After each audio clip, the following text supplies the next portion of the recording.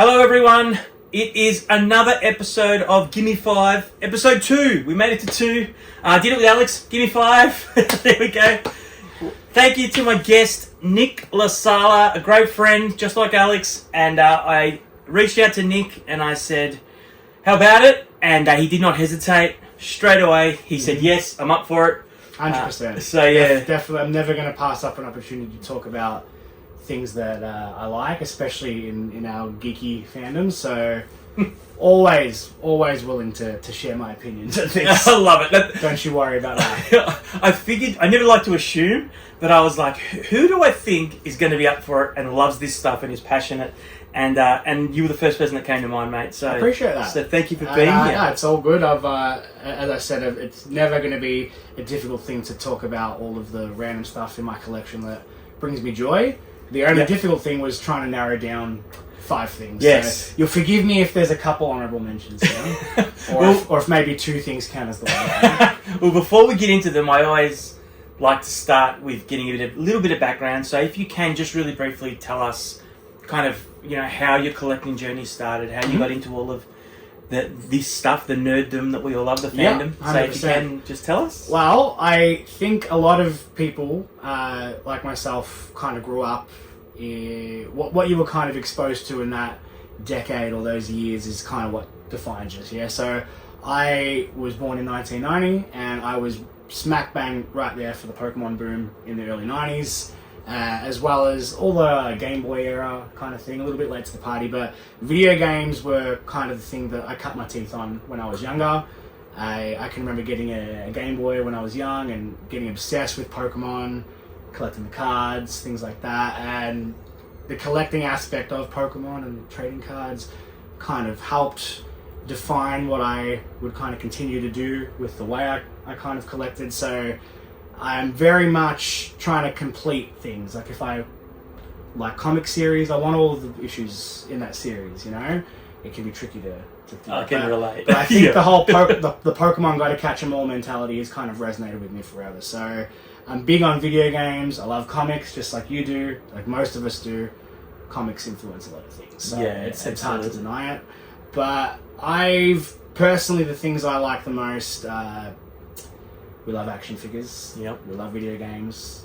Comics, those are really the things that I hold most dear. So, as a kid, I can remember I would read some Spidey and a lot of Sonic the Hedgehog, though. That was when I kind of cut my teeth on. Yep.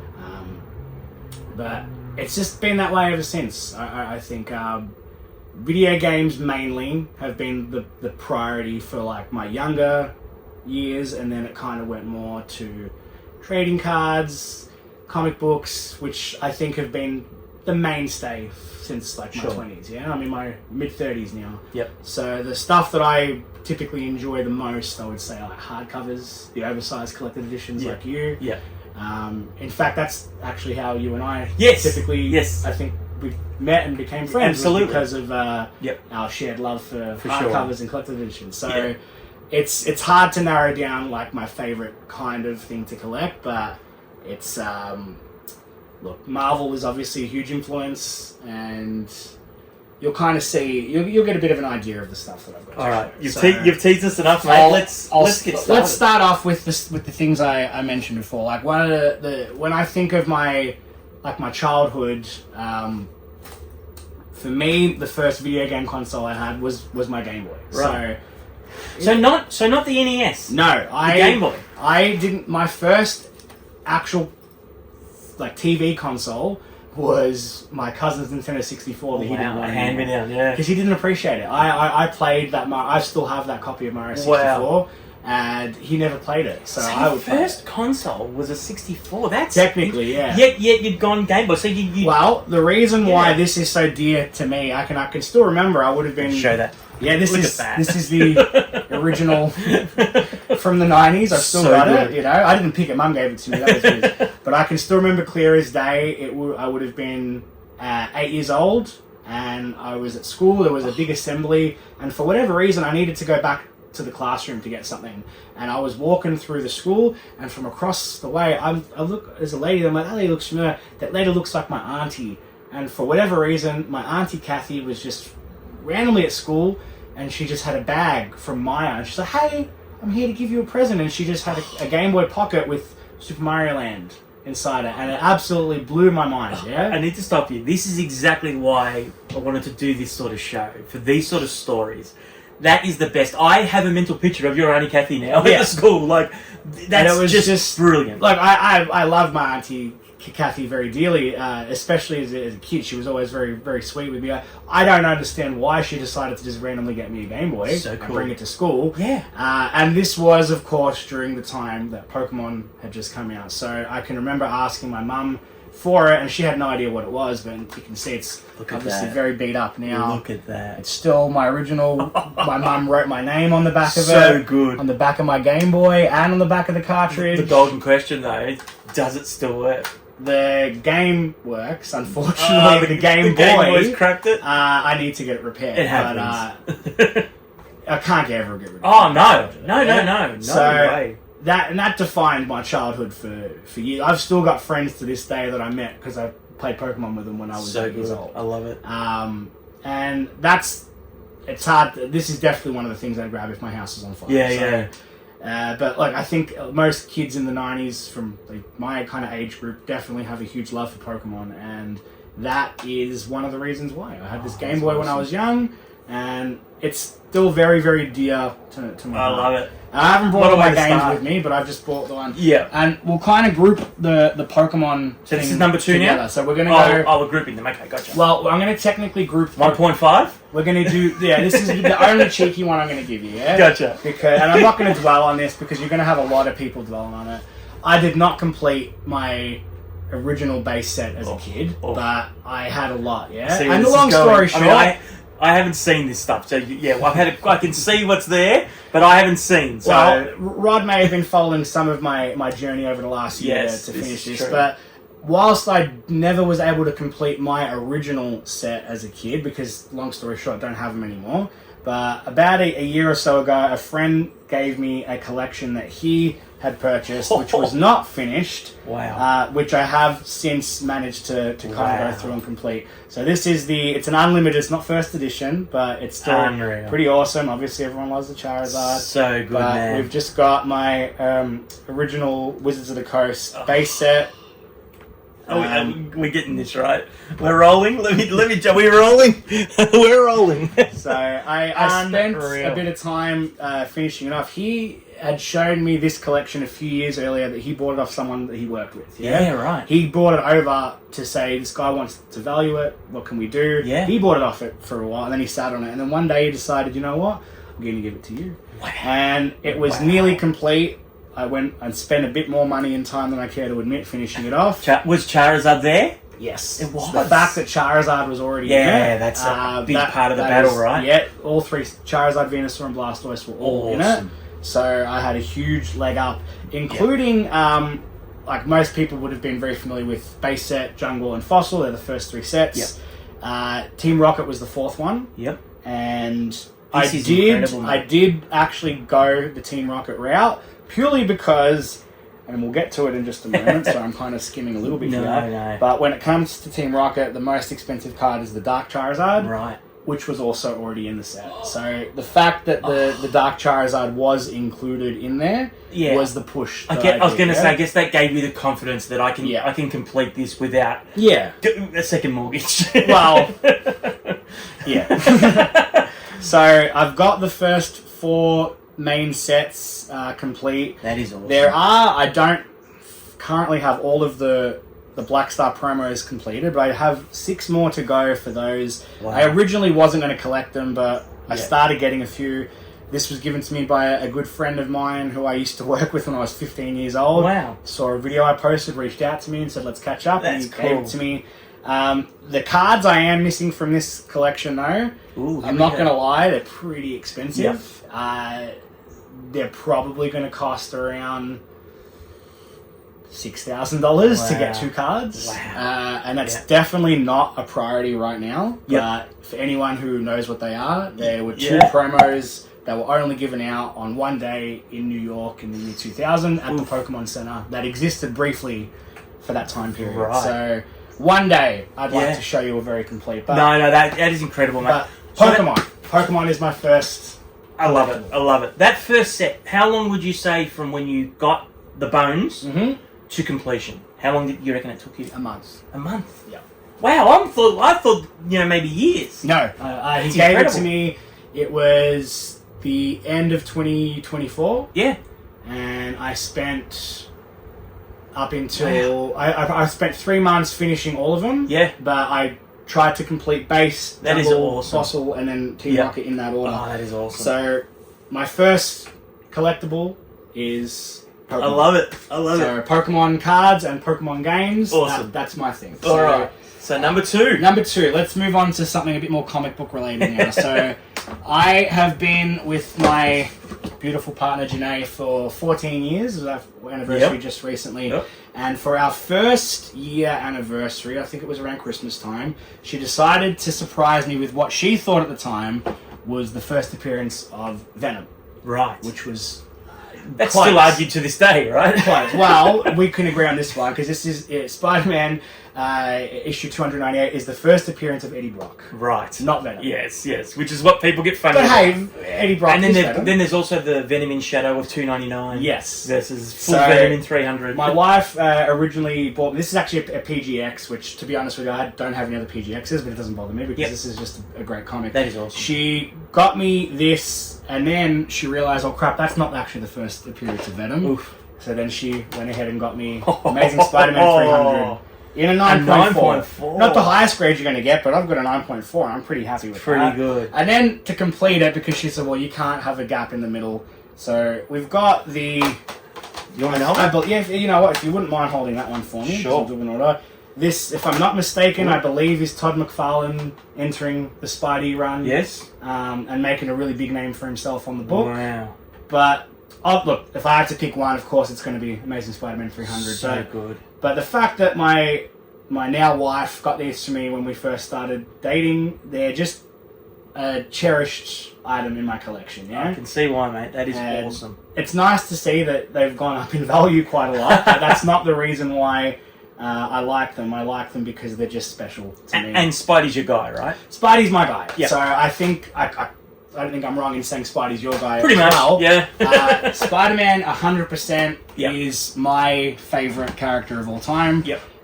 Because I think he's just a super duper relatable character. Right. Yeah. No, I can't relate to every aspect of his life, but I think we've all experienced our own bout of the Parker luck. Yeah. And more than we might care to admit. Yes. So, but it's through trials and tribulations he perseveres regardless. And I think awesome. Everyone can relate a little bit to that, or should. Yep. So that's why I love Spider-Man a lot. Awesome. My second favourite character, which not everyone knows, is... Oh, so we're rolling into number 3 here? We're going to roll into number 3.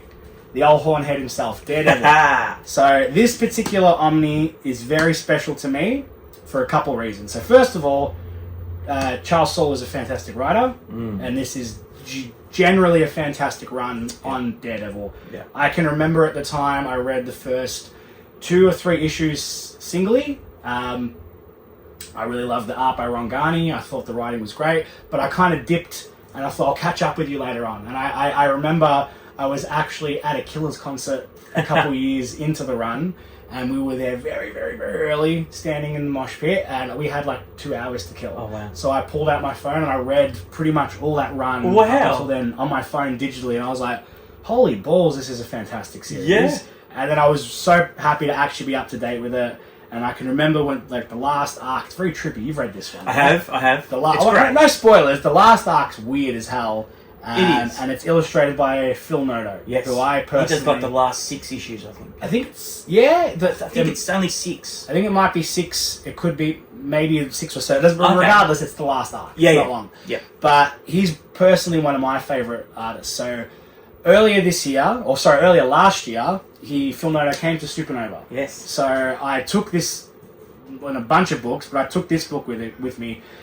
I had always wanted to get a sketch in a book. Yeah. And one of the biggest reasons why I was jealous as all hell when this guy showed off a video years ago of just a random select. He's like, just to pick a few things from just got a few signatures. Got a couple remarks on this one. Got a full bust sketch on this. And I'm thinking, shit, I didn't know that you could do that. I didn't know that I could take my book Yeah. and ask the guy, could you please make this book better?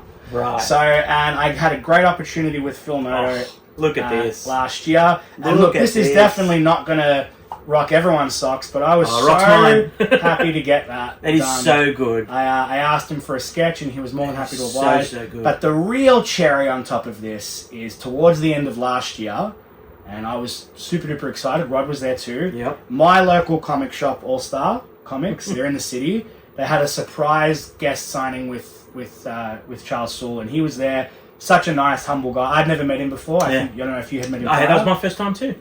Awesome dude. I busted this out, and he was, first of all, he goes, oh, wow, you've actually got it. Yeah. It's hard to get this Well, book. it's long out of print. I was going to mention that. It's like a $500 book. It's long out of print. Oh my God. Yeah. And there's 2 in this house right now. There we go. We're holding the value. supply. The value of your house went up briefly while I'm here. Not by much. A little bit. The value of my car is higher while I drive this home. Yeah. But he was pretty chubby. He was like, hey, you've met my friend Phil. And then he added his own little signature to the corner. He signed a few other books, but this particular Omni is probably one of my favorites in my collection, purely because of the memories I've got linked to it, as well as it just being a fantastic book. It's awesome. And it's out of print, and people want it. You know, I see people post almost every week, has anyone got a copy of this book? And I'm like, I've got it. But you're not having it. It's like Daffy Duck, when he's mine, it's all mine. Yes. So, look, where I said at the beginning that hardcovers and collected editions are a big part of what I collect. And while I have slowed down since becoming a dad, not that that's a great excuse, I definitely still need to go out of my way to get my Daredevils and my Spideys, because I'm learning that if you wait too long at all now, you will miss out, unfortunately, ain't that the truth? When it comes to these. And as I'm sure Rod's very happy, reprints ain't happening anymore. We get 2 reprints a year, and the 2 reprints for this year, I've already got those books. maybe I'll start doing a series of segments of Rod's rants, and I'll rant about reprints, because I hate reprints. I think that's fair. Only because there's so much content we don't have yet. I agree. Yeah. Look, at this point now, I want to see stuff that I didn't already have. But the good news is, if you do like Omnis and collected editions, more and more series are getting pumped out with them. In fact, I think Marvel are just like, as soon as the series ends, it's like, here's an Omni.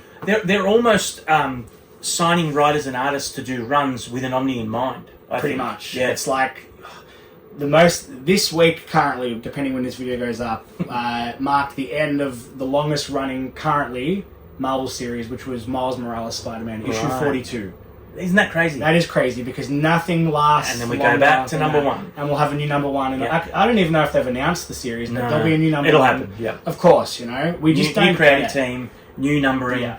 I think they've got this weird delusional concept that people won't buy a comic if it's got number 230 on it, because they think they've missed too much. I mean, they do legacy numbering, which is a thing, which I appreciate.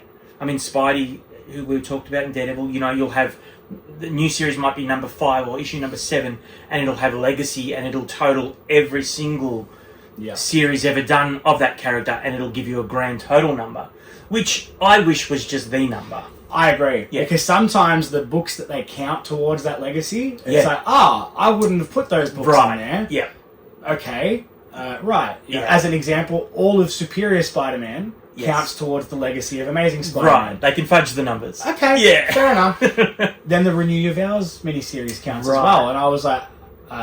all because they want to hit a milestone like 1,000. So, here's how we got to 1,000. Yeah. We'll pump out 2 books a month. Yeah. And Spidey currently is doing the road to 1,000. Yes. Like a countdown every month. Yeah. Which I'm sure will be a little divisive when it happens. So when it comes to collected editions, hardcovers and whatnot, I definitely think it's worth getting the characters you like and getting them when they come out before you have search the secondary market. Absolutely. Couldn't agree more. So, the next thing I'm going to bring in, this is a little cheeky. Number 4, this is a little cheeky because I've actually got 3 things to represent it, but I am going to focus on the one thing. Look, it's the same thing. Yes. Yeah. I personally am a big Digimon guy. So I love Pokemon. I love Digimon almost just as much. Yeah. Wow. I like the Digimon show is better than Pokemon. I'll die on that hill. You have to explain. I am so in the dark on Digimon. It just I don't know if I was aged out or Pokemon, I had a bit of superfluous contact with, but Digimon just drove past me on the freeway and didn't stop. I didn't pay much attention to it when it first came out either. It was only once I started watching a couple of the shows on Cheese TV back in the day. Yeah. I thought, okay. So the basic history of Digimon, Bandai, the Japanese company, they're the ones who created Tamagotchis in the 90s. Yep. I'm sure... Still going strong.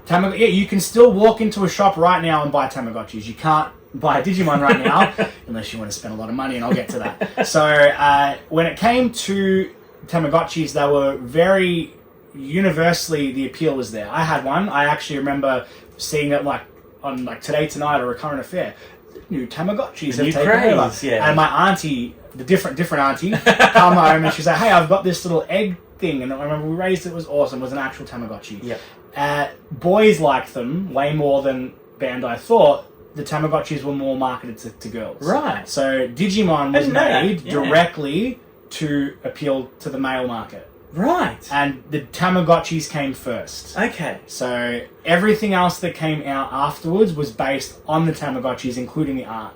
So it was all it's a little tricky to see. So is a Digimon essentially just a new model Tamagotchi? Yes. Okay. Yes. Alright. And all of them have Mon, because they're digital monsters. Yeah. Every single Digimon ends in monster. Right.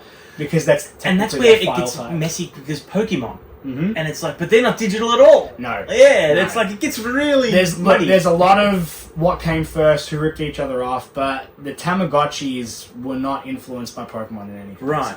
So when it came to them being so popular, they branched out. They made an anime based on it. They made trading cards based on them. I can remember as a kid, my first ever Digimon was the version 2, which is what I've got in my hand right here. Awesome. And while this is not my childhood version, there's actually a story behind this one. I've had this particular packaging for many years.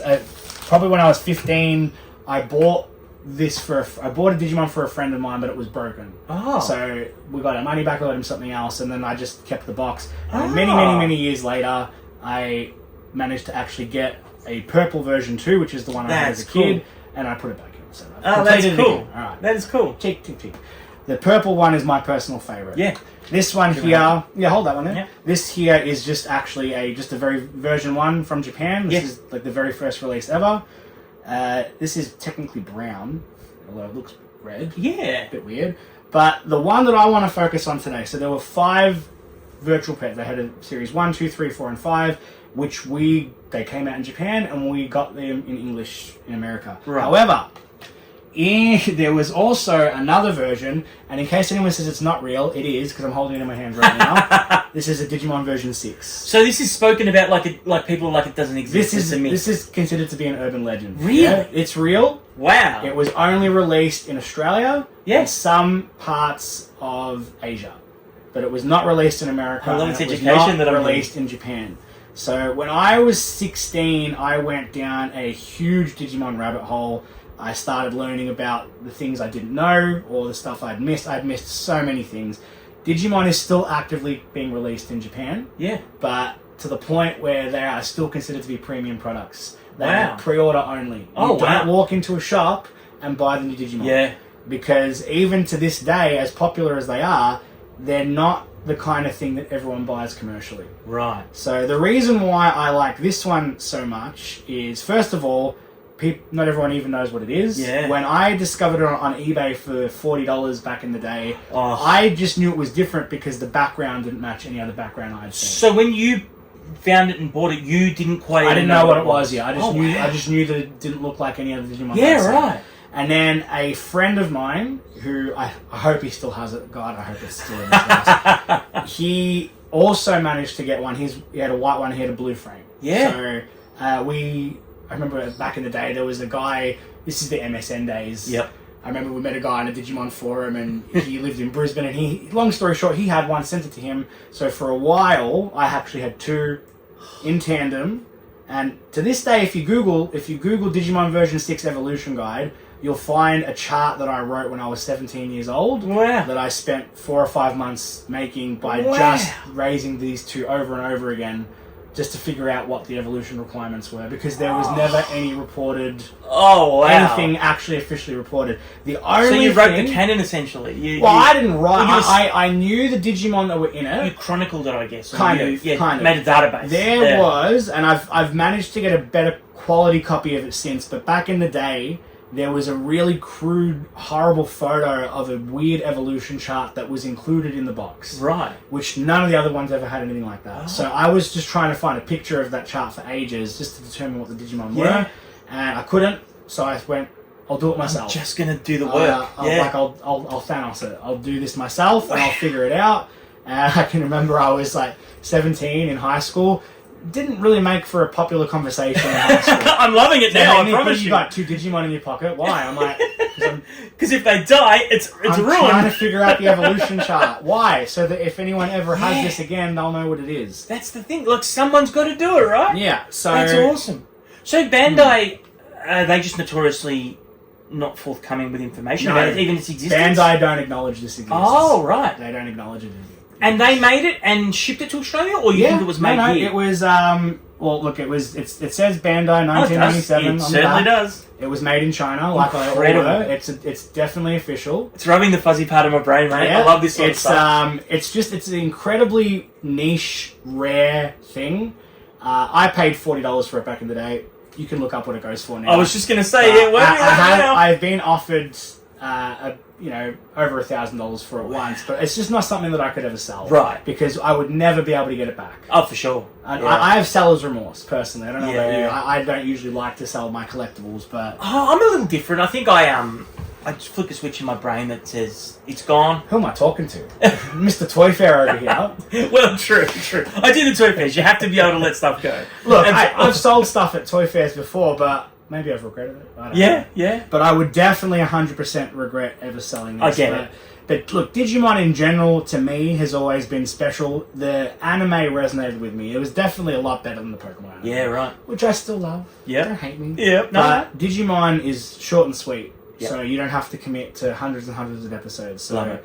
And it holds up today. But while I haven't actually raised this particular VPET probably since I was 20, it's just not something I could ever get rid of. So good. And I've asked my mate, please don't throw away that one in your drawer or sell it, because I just need you to understand how rare for sure it is. Oh, that is a great choice. I love it. Thank you. And that brings us to my fifth final and thing. Now, this is definitely, I would actually say, the least expensive thing out of everything I'm going to show you, but it's the most valuable thing. The most valuable thing for me. That's what we love. No, that's what we want. So in terms of monetary value, it's definitely at the bottom, but it's the 100% the most important thing. It's exactly that I can think of. Yep. So I mentioned before that I cut my teeth on comic books when I was younger. Yep. I would spend a lot of time with my grandfather. So we would go to especially Kildown Shopping Centre, which is still around, but the news agency has long since closed. But I can still remember walking in, and the very first comic book I ever purchased or ever read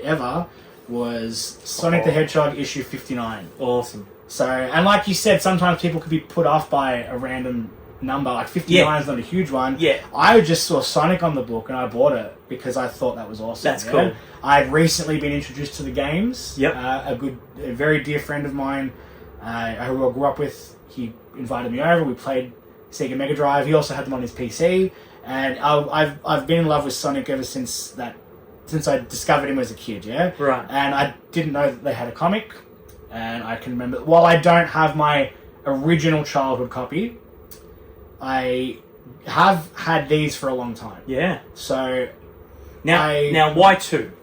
Because one is the direct edition and one is the newsstand. I knew that. I wanted you to tell. Yeah, you knew. You wanted people who didn't know. Yeah. And the only thing that you could tell is the barcodes. One literally says direct edition, and one says newsstand. And look, we definitely like a direct market variant here. So for those who don't know, direct edition essentially means it went straight to comic shops only. And the other version is a more widespread newsstand edition. So you'd find that in news agencies, or like in America, you might see a New York guy on the street with selling newspapers. They'd be on those. They'd the be very definition, a newsstand edition. So but direct editions only go to specialty comic stores. You can correct me if I'm wrong, but there are no longer newsstand editions for any comics. That's correct. Now. Yeah. Up until Even some modern books. I know. Even Miles Morales' first appearance had a newsstand. Really? There you so go. It's in the last 10 years. I want to say. Right. But the reason why I don't have the newsstand and the direct of everything.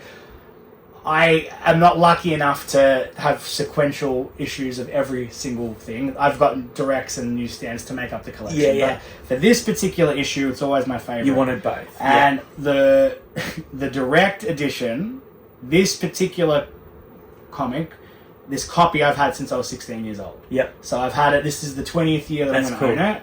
And I purchased this from your local comic shop. Oh, collector's edge. The very first time I ever went to Mooney Ponds, I stumbled across the comic shop and I met Andrew. And back then he had a bunch of Sonic issues in it. Back then he had hair. I wish that I bought all of them. Back then he had hair. Because he had hair and Sonic. It was a different time. It was a much simpler time. Anyone who is familiar with the Archie Sonic run knows that they're not the easiest to collect these days. And while some copies aren't, so this is probably maybe a $30 or $40 book, maybe $50. It's not a key issue. It's special for me, but there are some issues that are just stupid expensive. Yeah. And it's also a series that was abruptly cancelled. So even the last issue, which is a nothing special issue, it just goes for more. We live in a world where the last issue of Sonic is more expensive than the last issue of The Walking Dead. Isn't that just nuts? putting that out there. Right? Isn't that nuts? So issue 59 is just always going to be a very special one for me. It's just a random one-shot issue as well. Yeah, right. You don't have to have read anything else. Yep. And you don't need to read anything else afterwards. Maybe you will. That's cool. I hope you will. I stuck around for a long time. I love it, mate. The Archie Sonic series is weird. There's some... So is the Archie Turtle series. Yes. There's some really questionable stuff, I'm not going to lie. But I'm only 19 issues away from completing the entire run. And that's something I hope to have done in the next couple of years. And for those who don't want to go back to Archie, then they did an IDW got the license. Yes, that's right. And they did a very long running It's series. still going. Still I goes. think it's issue 80 something, and they even got most of the creative team that were on board. Which is cool. The last few years of the Archie Sonic were regarded as really well written, a lot of good fan reception, but because there was a lot of weird stuff that went on behind the scenes due to the legal aspect, look into it. There's a lot of good videos on YouTube. I could talk to you for hours, but to spare that's another show. Okay, if you want Gimme 5 on my topic on Sonic Archie, then I'll come back. But that's it. I just wanted to share some of the stuff in my personal collection that I hold very dear to my heart, and I appreciate Rod for having me on to give me the opportunity to talk about it and indulging me. My absolute pleasure. Thank you so much. That was awesome. I loved it. You nailed the brief. It's stuff that means something to you. It's cool stuff, but all this stuff's cool. So it's more the stories, and I loved hearing your stories. Thank you so much. If anyone out there wants to come and be in Nick's seat, whether it's here at my place, whether we do it over StreamYard, pretty comfy seat, or whether I come to you, whatever you want to do, I'm open to the idea. But thank you so much again, mate. And absolutely, that was a joy. We'll have to get you back. I'm surprised with some of your selections because I've been to Nick's more than once, and Nick has an incredible collection. I thought we'd see... I expected Pokemon. I thought we'd see Dragon Ball. Yeah. And I thought we'd see Marvel Legends. Look, I'm not going to lie. I looked at my Marvel Legends. Yep. And I love my Marvel Legends, but I haven't really added to the collection in a while. Right. I cherry pick. I think when Deadpool Wolverine came out, I grabbed a couple. I haven't even opened them. They're still in the box. Oh, there you go. Nick's an opener, unlike myself. And he got... What is that giant cabinet? You still have that cabinet? Yeah. It was like a... It's huge. It's you got it from like store display. I used to work at a store display. It's at insane. A retailer, and long story short, they didn't want these cabinets. It's like, we're going to chuck them in the bin. I'm like, let's chuck them in my house. Nick has like opened all of his Marvel Legends, and we're talking hundreds of them. And they're just all kind of in a giant... You know, like when you buy those Marvel books and they just... Some crazy artist will just draw 500 characters. That's what your display unit looks like. It's incredible. And I'm not going to lie, I did consider bringing them, but I struggled to decide to choose? Yes. Yeah. I genuinely... I don't know what my favourite one is. Yep. No, I just save it for Give Me Another 5. I just thought of it. No, save it for Give Me Another 5. Next time. All right. Next time. Thank you again. And I hope to see you on the next one. See ya. Thanks for having me. That was good, man.